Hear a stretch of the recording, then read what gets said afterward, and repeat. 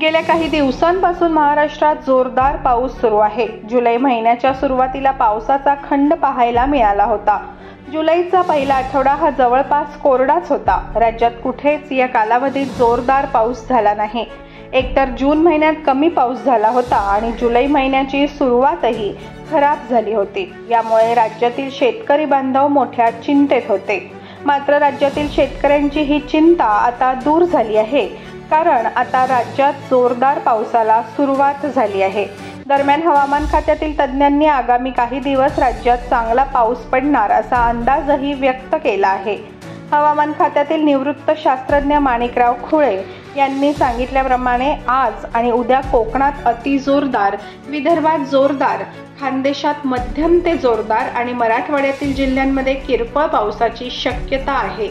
तसेच परवापासून म्हणजे 14 जुलैपासून ते 18 जुलैपर्यंत मराठवाड्यासह संपूर्ण महाराष्ट्रात सध्या तिथे जसा पाऊस सुरू आहे त्यापेक्षा जोरदार पाऊस पडण्याची शक्यताही यांनी व्यक्त केली आहे।